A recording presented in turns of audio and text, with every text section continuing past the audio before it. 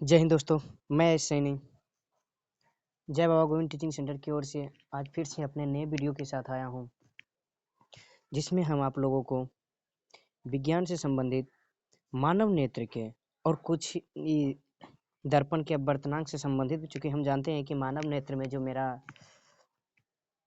और भी वायुमंडलीय अपवर्तन होते हैं, वर्ण विक्षेपण है, ये सभी अपवर्तन से संबंधित हैं, ठीक ना। तो इसमें महत्वपूर्ण क्वेश्चंस करेंगे, यानी कि 2024 के जो आगामी एग्जाम से उसको मतलब ध्यान में रखते हुए VVI क्वेश्चन या कह सकते हैं मोस्ट इम्पोर्टेंट क्वेश्चन MIQ हम लोग देखेंगे, ठीक ना।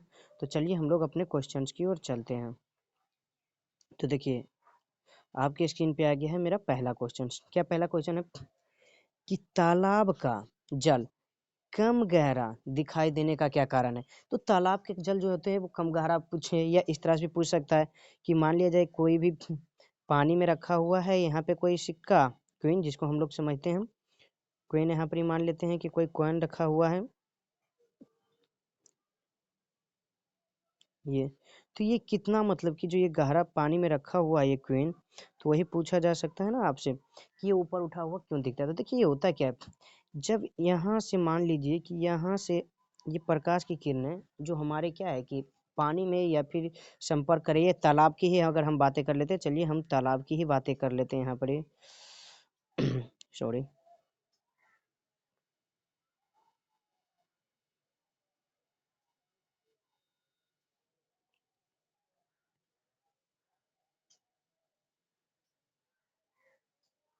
अगर हम बातें तालाब की कर लेते हैं तो मान लिया जाए कि ये मेरा कोई तालाब है और इसमें जो है हमारा ये पानी रखा हुआ है।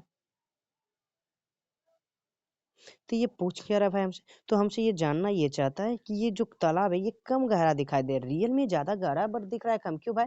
तो प्रकाश के अपवर्तन के कारण, किसके कारण, प्रकाश के अपवर्तन, यानी कि आपका जो आंसर हो जाएगा वो क्या हो जाएगा, आपका जो आंसर है वो सी, आपका आंसर सी क्या है, सही है। क्यों थे, तो ऐसा देखते हैं जब हम यहाँ पर से मान लीजिए कि प्रकाश की जो किरणें हैं ये इस डायरेक्शन में मान लीजिए आ रही है, जो प्रकाश की किरणें आती है वो हम जानते हैं कि वायु से आती है। आती कहाँ से है भाई, तो वायु से आ रहा है, ये वायु से। लेकिन इसको जाना कहाँ है, तो जल में। जाना किस में है, जल में। तो हम जानते हैं कि वायु जो है वो विरल माध्यम होती है, किसकी अपेक्षा, तो सघन माध्यम की, ये सॉरी जल की अपेक्षा, यानी जल सघन माध्यम हो गया जबकि वायु विरल माध्यम हो गया। और अब हम ये सब पढ़ चुके हैं कि जब भी कभी प्रकाश की किरणें क्या होती है, विरल माध्यम से विरल माध्यम से विरल माध्यम से सघन माध्यम में आती है, तो वह क्या करती है, अभिलंब की ओर मुड़ जाती है। तो वह किसकी ओर मुड़ जाती है भाई, तो अभिलंब की ओर। तो मान लिया जाए कि ये आपका अभिलंब अगर जो है, देखिए प्रकाश की जो किरणें आई है वो उसे नियंत्रण इस तरफ, यानी कि नियंत्रण जो उसे इस डायरेक्शन में जाना चाहिए, बट ये ऐसा नहीं होगा, वो क्या करेगा, इस डायरेक्शन में चलाएगा। तो यहाँ पे जो ये डायरेक्शन आपको दिख रहा होगा, ये वाला, ये देखिए इतना कम तो हो गया ना, ये हमारा कम तो हो गया ना। तो यही पूछ रहा जिसके कारण ये क्या होता है कि ऊपर उठा हुआ दिखाई देता है, जिसके कारण ये क्या करता है, ऊपर उठा हुआ दिखाई देता है, प्रकाश के अपवर्तन के कारण ही क्या होता है, ऊपर उठा हुआ दिखाई देता है। उम्मीद करते हैं कि ये क्लियर हो गया होगा आपका प्रकाश के अपवर्तन। चलिए हम लोग अब अपने नेक्स्ट क्वेश्चन की ओर चलते हैं। तो देखते हैं क्वेश्चन नंबर 2 हमारा क्या दिया हुआ तो देख सकते हैं क्वेश्चन नंबर 2 हमारा क्या दिया हुआ है क्वेश्चन नंबर 2 हमारा क्या कह रहा है श्वेत प्रकाश। श्वेत प्रकाश क्या होता है भाई, तो ये आप जान लीजिए कि श्वेत प्रकाश जो होता है वो सूर्य का प्रकाश होता है, यानी सूर्य से निकलने वाली प्रकाश को हम क्या कह देते हैं, श्वेत प्रकाश। तो श्वेत प्रकाश हमारा क्या है, सूर्य प्रकाश।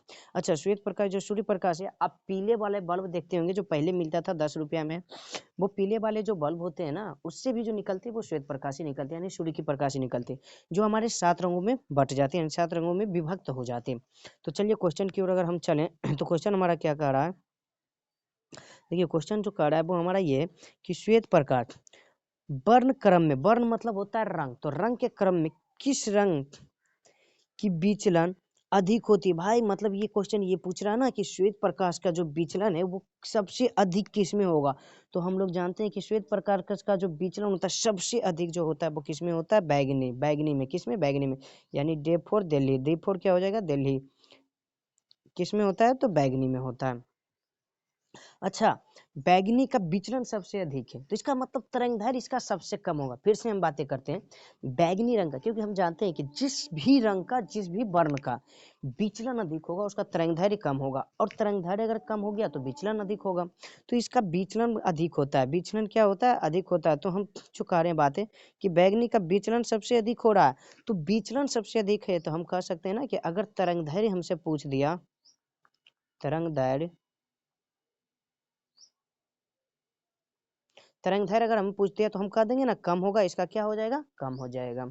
अच्छा, अब इसी क्रम में अगर हमसे ये पूछ दिया जाए कि विचलन कम किसका होता है, फिर से सुनिएगा, अगर पूछ दिया जाए कि ये जो विचलन है ये अधिक पूछा है तो बैगनी, लेकिन अगर कम पूछ दिया तो भाई कम पूछ देगा तो लाल का हो जाएगा, कम पूछ देगा तो लाल का। मतलब अब समझिएगा, विचलन अधिक होता है बैगनी का और विचलन कम होता है लाल का। जस्ट अब इसके उल्टा समझते हैं, तरंगदैर्घ्य अधिक होता है लाल का और तरंगदैर्घ्य कम होता है बैगनी का। उम्मीद करते हैं क्वेश्चन भी आपकी समझ में आ गई होगी। चलिए अगला क्वेश्चन की ओर चलते हैं। तो क्वेश्चन नंबर 3 देखिए क्या कह रहा है। क्वेश्चन नंबर 3 कह रहा है कि किसी, एक मिनट थोड़ा इसको पतला कर लेते हैं। हाँ, क्या कह रहा है कि किसी अवतल दर्पण की फोकस दूरी एफ है, यानी कि दे दिया है भाई कि दर्पण कौन सा? अवतल। अवतल दर्पण एक बार देख लेते हैं। तो ये हमारा अवतल दर्पण होता है, यानी जिसका परावर्तक दशा या वास्तविक सतह भी कह सकते हैं, परावर्तक सतह धसी हुई हो, क्या हो? धसी हुई हो, उस या घुसी हुई हो, उसे हम क्या कहते हैं? अवतल दर्पण। देख सकते हैं ये इसका सतह वास्तव में ये है, बट ये क्या है? देखो धस चुका है ना, तो धसी हुई जिसका होता है वो क्या होता है? उसे हम कहते हैं अवतल दर्पण। चलिए उम्मीद करते हैं कि चीजें आपके क्लियर में आ गई होगी।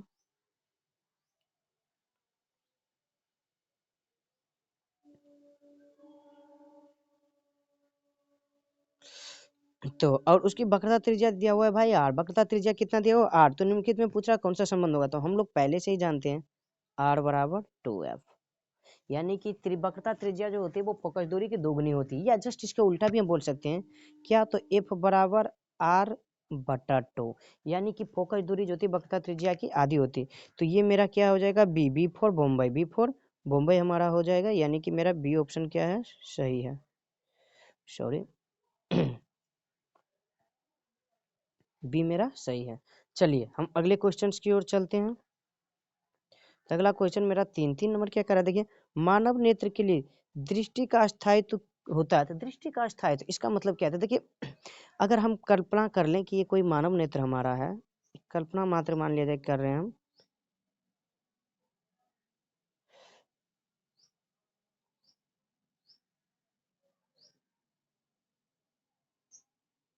मान ले रहे हैं ना, ठीक है, कल्पना कर रहे हैं कि ये कोई मेरा मानव नेत्र है।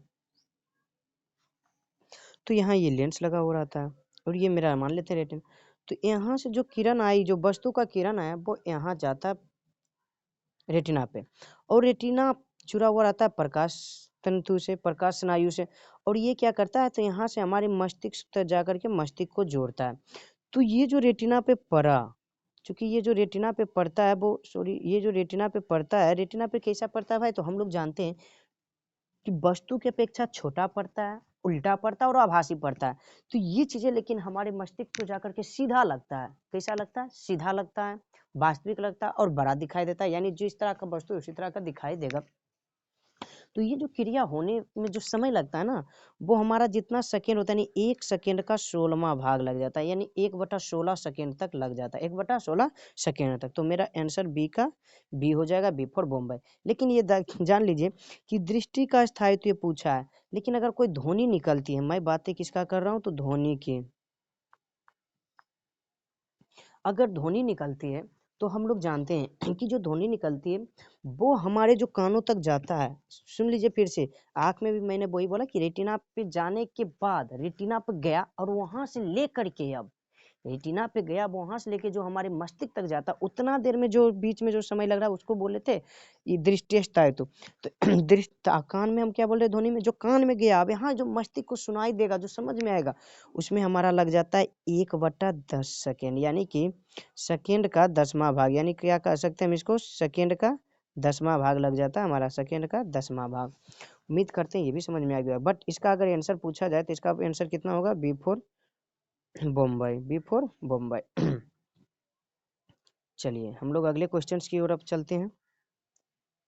अगला क्वेश्चन हमारा क्या कह रहा है कि तारे का टिमटिमाने का कारण क्या है। तो तारे के टिमटिमाने का कारण क्या होता है भाई, वायुमंडलीय अपवर्तन। C4 kangaroo. अच्छा चलते हैं वायुमंडलीय अपवर्तन क्या होता है, अब हम यहाँ चलते हैं। तो वायुमंडलीय अपवर्तन क्या होता है, क्योंकि हम लोग जानते हैं कि हमारे वायुमंडल जो सूर्य की प्रकाश आती है हमारी पृथ्वी, वो वायुमंडल से होते हुए आती है, वायुमंडल से होते हुए आती है। जिस कारण बस क्या होता है कि हमारे वायुमंडल में बहुत सारे धूलकण पड़ते हैं। कभी आप देखिएगा किसी छिद्र से जब प्रकाश निकलते तो वहाँ आपको बहुत सारे धूलकण उड़ते हुए दिखाई भी देंगे। तो जो वायुमंडल से आ रही है वो सूर्य की प्रकाश, वो क्या करती है, पृथ्वी पर आने से पहले वो जो वायुमंडल में है बहुत सारे धूलकण उससे टकराती है, जिसके कारण क्या हमारे आंखों से वो ओझल हो जाती है, यानी छितिर बितिर प्रकाश हो गया तो आंख से ओझल हो जाएगा। तो जिसे हम क्या कहते हैं कि वायुमंडल में कि तारे टिमटिमा रहे, रियल में तारे टिमटिमाते नहीं, बस वो वायुमंडलीय बर्तन के कारण हमें उसे महसूस होता है, प्रतीत होता है। क्लियर हो गया होगा, आगे चलते हैं। वायुमंडल में हमारा क्या कह रहा है यहाँ पे, देखिए कि वायुमंडल में प्रकाश का कौन सा रंग अधिक परिकिरणित होता है। भाई प्रकाश का कौन सा रंग है जो अधिक परिकिरणित होता है, हम जस्ट इससे थोड़ा देर पहले एक किए थे विचलन वाला भी, अगर आपको याद हो तो। इस बार बोल रहा है कि वो प्रकाश का कौन सा ऐसा रंग है जो अधिक परिकिरणित होगा। तो देखिए परिकिरणित की बात करेगा तो वो हो जाएगा हमारा नीला। वो क्या हो जाता है, नीला। यानी कि नीला रंग जो होता है वो बहुत ही अधिक ज्यादा परिकिरणित हो जाता है। क्या होता है, बहुत ही अधिक ज्यादा परिकिरणित। यही रीजन है कि सूर्योदय और सूर्यास्त के समय सूर्य तो रक्ताभ दिखाई देता है, बट जो हमारा वायुमंडल होता है वो नीला दिखाई देने लग जाता है। क्यों, क्योंकि परिकिरणित बहुत ज्यादा हो जाता है नीला कलर, इसीलिए। चलिए तो इसका बी आंसर हो जाएगा हमारा, यानी बी बोला जाए तो बम्बई। अगला चलते हैं हम। 7 नंबर क्या कह रहा है, किस रंग का विचलन न्यूनतम होता है। जस्ट इसके हम उल्टा किए थे ना अभी कि विचलन अधिकतम, तो अधिकतम में हम बोल दिए थे कि जब विचलन अधिकतम की बातें करेगी तो हम आंसर में क्या बोलेंगे बैगनी। विचलन अधिकतम की बातें करेगा तो आंसर में बोलेंगे बैगनी। और उसी समय हम समझाया था भी मैंने कि अगर विचलन न्यूनतम यानी कम की बातें करेगी तो हो जाएगा लाल। तो यानी कि यहाँ तो कम की बातें की जा रही है ना, तो कम का बातें में हमारा कौन सा हो जाएगा भाई, तो कम की बातें में हमारा लाल हो जाएगा। यानी आंसर जो होगा हमारा ए हो जाएगा। ए बोले तो अंग्रेज, सॉरी अंग्रेज नहीं हो, ये मतलब अमेरिका। चलिए चलते हैं अगले क्वेश्चन की ओर। अगला क्वेश्चन हमारा कह रहा है कि निम्नलिखित में से कौन नेत्र का रंगीन भाग होता है, यानी नेत्र का कौन सा रंगीन भाग होता है। तो भाई नेत्र का रंगीन भाग तो हम लोग जानते हैं कि ये जो होता है कुछ इस प्रकार से, हमारा जो नेत्र होता है इसकी सबसे ऊपरी परत श्वेत पटल कहलाते हैं। और ये श्वेत पटल का ही अगला भाग जो होता है उभरा हुआ होता है, जिसे हम कॉर्निया कह देते हैं, जिसे हम क्या कह देते हैं, कॉर्निया। कॉर्निया नहीं, कॉर्निया, ठीक ना, इस बात को ध्यान दीजिएगा, कॉर्निया कह रहा हूँ, कॉर्निया हो जाएगा। बट वही पिछली भाग की या फिर नेत्र लेंस की सबसे आंतरिक जो सबसे अंदर रहता है उसे हम रेटिना कह देंगे, उसे क्या कह देंगे, रेटिना। और ये जो आइरिस या इसी को परितारिका बोलते हैं, इसके बीच में जो छिद्र होता है उसे पुतली कह देते हैं, उसे क्या कहते हैं, पुतली। लेकिन जो रंगीन भाग होता है ना वो ये होता है आइरिस, या फिर हम इसे क्या कहते हैं, परितारिका। ये क्या होता है, हमारा रंगीन भाग होता है। जिस तरह कैमरे में डायफ्राम होता है उसी तरह से हमारा पुतली काम करता है, बट वो पुतली की जगह जो होता है वो परितारिका होता है, और परितारिका डायफ्राम की तरह ही क्या होता है, रंगीन हो जाता है। तो कहने का मतलब मेरा इसका आंसर हो जाएगा सी फॉर कंगारू। चलिए नेक्स्ट चलते हैं हम लोग।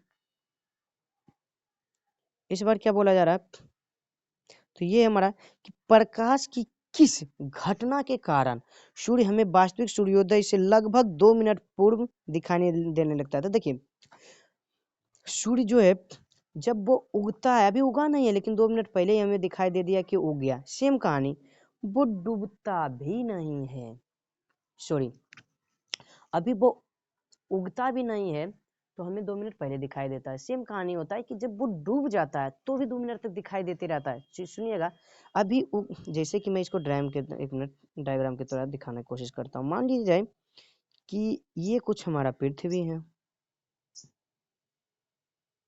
मान लेते हैं ना हम लोग कि ये कुछ क्या हमारा ये पृथ्वी है।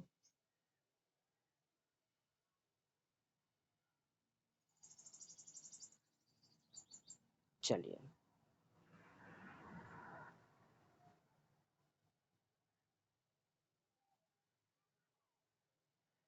ये हमारा मान लिया जाए पृथ्वी, यहाँ पे ये सूर्य है, यहाँ पे मेरा क्या है, सूर्य है। तो जो यहाँ सूर्य है ना, तो इससे जो प्रकाश आएगी वो रियल में देखिए इस क्षैतिज रेखा जो हमारा है इससे नीचे है, लेकिन हमको दिखाई आभासी रूप से कहाँ देने लगेगा, यहाँ पे ये दिखाई देने लगेगा। लगे ऐसा सूर्य, यहाँ क्यों भाई, प्रकाश के अपवर्तन, क्यों, क्योंकि प्रकाश जो अपवर्तन के कारण क्या होता है, इसका जो धूलकण ये जो यहाँ से निकलता है वो टकरा के हमारी आंखों के पास भी आ जाती है पहले ही। सेम कहानी डूबने के समय है कि डूब जाता है, लेकिन फिर भी जो प्रकाश आती है वो टकरा के हमारी आंखों तक आ जाते हैं। तो यानी कि सूर्योदय और सूर्यास्त के समय के बीच का टाइम देखें तो 4 मिनट तक हमें आभासी सूर्य दिखाई देते हैं, 2 मिनट उगने के समय और 2 मिनट डूबने के समय। तो पूछ रहा है 2 मिनट पूर्व जो हमें ये सूर्य दिखाई देता है वो किस कारण से भाई, तो कारण क्या है, वायुमंडलीय अपवर्तन, वायुमंडलीय अपवर्तन। B for Bombay, B for Bombay. चलिए नेक्स्ट क्वेश्चन की ओर देखें। तो नेक्स्ट क्वेश्चन दिया हुआ है कि आवर्धन का एसआई मात्रक होता है। तो भाई हम लोग जानते हैं कि आवर्धन बराबर क्या होता है, आवर्धन को एम से सूचित करते हैं। तो आवर्धन बराबर होता है प्रतिबिंब की ऊंचाई बटे वस्तु की ऊंचाई, यानी प्रतिबिंब की ऊंचाई को सॉरी एच डैश से हम लोग सूचित करते हैं। तो एच डैश बटा एच होता है। तो हम जानते हैं कि अगर ये मीटर में है, सेंटीमीटर में है, ये भी सेंटीमीटर में, तो दोनों कट जाएगा ना, और कट गया इसका मतलब क्या होगा भाई, तो कट गया इसका मतलब हो जाएगा कि कोई मात्रक नहीं है, यानी मात्रक विहीन है, यानी बीमा के बारे में भी पूछेगा तो बीमा विहीन है। तो कहने का मतलब इसका कोई भी मात्रक नहीं होगा, डी होगा, D for Delhi, D for Delhi. चलिए उम्मीद करते हैं 10 क्वेश्चन आपने देख लिए होंगे। चलिए एक बार मैं शॉर्ट में थोड़ा इसका आंसर दिखा देता हूँ जिससे कि आप लोग को आसानी हो जाए। चलिए देखिए, बातें अगर हम पहला की करें कि तालाब में किसके कारण भाई, तो अपवर्तन के कारण। किसके कारण होता है चीजें, तो अपवर्तन के कारण, यानी सी, अपवर्तन बोले तो सी। चलिए छोड़िए, अपवर्तन बोले तो सी, 1 नंबर का क्वेश्चन का हो गया होगा। दूसरा की अगर हम बातें करें, श्वेत प्रकाश में किसका विचलन अधिक होता है, अधिक बोले तो बैगनी, अधिक बोले तो बैगनी। चलिए तीसरा की बातें करते हैं कि एफ और आर के बीच में संबंध, तो आर बराबर 2f, आर बराबर 2f यानी बी। चौथा की अगर बातें करते हैं तो मानव नेत्र के लिए स्थायित्व 1/16, 1/16 सेकेंड यानी बी। तारे टिमटिमाते नजर आते हैं वायुमंडलीय अपवर्तन के कारण, वायुमंडलीय अपवर्तन यानी सी। वायुमंडल में प्रकाश का कौन सा रंग मतलब परिकिरणित अधिक होता है, नीला, परिकिरणित पूछेगा तो नीला, यानी ऑप्शन बी। किस रंग का विचलन न्यूनतम यानी कम होता है भाई, तो विचलन जो कम होता है वो किसका होता है, लाल का, किसका होता है, लाल का, यानी ए ऑप्शन, सॉरी।